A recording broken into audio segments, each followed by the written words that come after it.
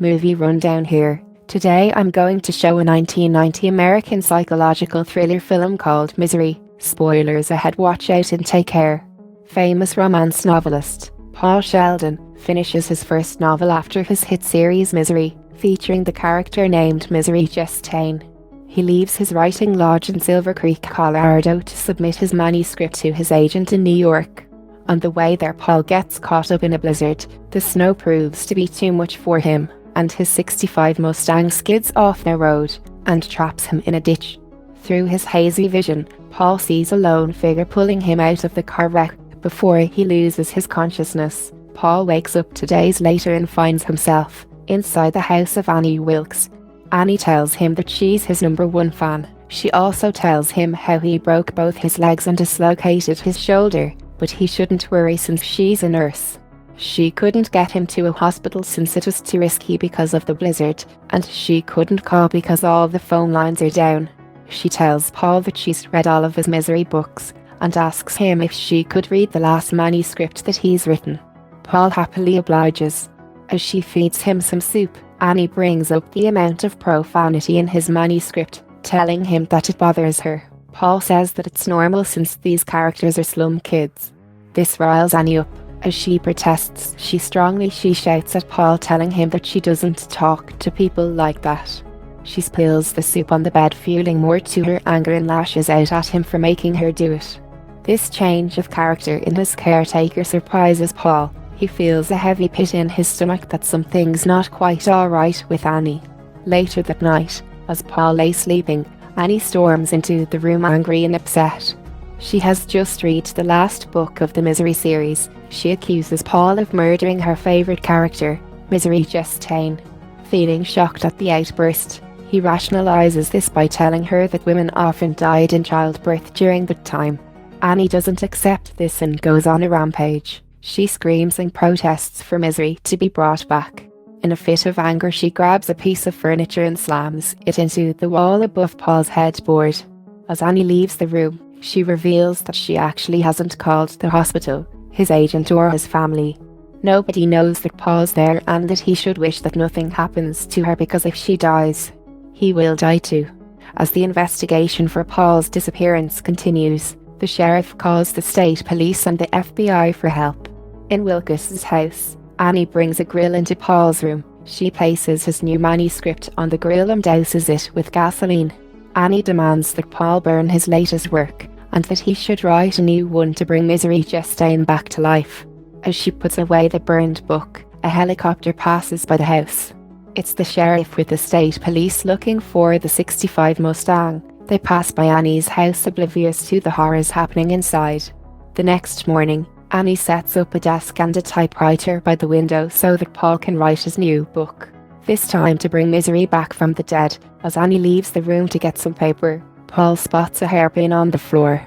He immediately devises a plan for escape. When Annie comes back, he tells her that she got the wrong paper and that the brand she bought gets smudgy when used. This upsets her and she lashes out at Paul again, after accusing him of being ungrateful. She slams the ream of paper on his legs, causing Paul to wither in pain. She slams the door shut and heads outside to town. Wanting to waste no time, Paul grabs the hairpin from the floor and uses it to unlock the door. He heads for the front door, but finds it locked. Too desperate for a way out, he explores the house in his wheelchair, and almost drops a ceramic penguin off the table. He goes to the pantry and spots the painkillers. He takes as much as he can, stuffs it in his pants. He then makes his way to the back door in the kitchen. It's locked and Paul is on the verge of giving up. He hears Annie's car coming in, and the instinct to survive kicks in. He hurriedly drags himself back to the chair as she makes it back to the house. He closes the living room door and locks himself in his room just in time as Annie enters. Meanwhile, the sheriff and the state police finally discover Paul's 65 Mustang. They haul the car away and call a press conference. They report Paul to be presumed dead, considering the weather, and a search will be granted once the snow thaw. The sheriff inspects the marks on the wreckage as he listens to the report. Paul couldn't have crawled out of the car by himself. There was someone with him with a crowbar who pried open the car. Once he's alone, Paul works on another escape plan. He collects the powder from the pills he got and stores it away in a piece of paper. Now he only has to think of a way for Annie to take the pills without her knowing. He goes to the writing table and pretends to do her bidding by starting on the new book to bring Misery back to life. Annie reads the first few drafts and demands that Paul rewrites it again. He doesn't understand the need to rewrite, and this triggers Annie's temper. She screams at Paul, lashing and yelling out her fiery monologue, telling him that she feels cheated, seeing no other choice. Paul rewrites the first few chapters to Annie's liking. Taking advantage of her good mood, Paul then suggests that they have dinner that night, to which Annie agrees gladly. Annie wastes no time in preparing a meatloaf dinner for the both of them. As they eat, Paul suggests a toast to the new manuscript. He pours the wine and then distracts Annie by telling her to get some candles. As she leaves, Paul pours the pill powder into her glass, but when Annie comes back, she accidentally spills the glass of wine. Paul tries to hide the look of dismay on his face.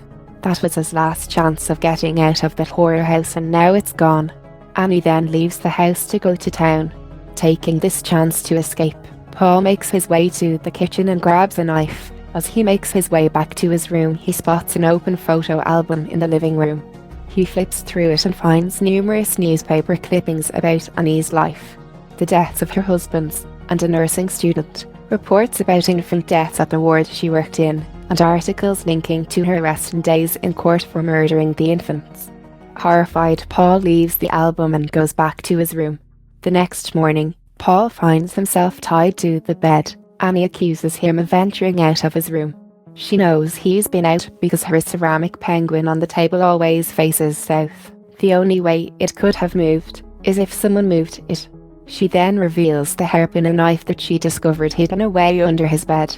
Outraged, Annie places a block of wood between Paul's feet and takes out a sledgehammer. Paul asks for forgiveness and begs her to not do it, but it's too late. Annie slams the sledgehammer into his feet, breaking both of his ankles. Paul can only scream out in pain as he stays paralyzed and pinned down on the bed. Back in town, the sheriff spots Annie and asks the townspeople about her. He learns that she's apparently a huge Paul Sheldon fan.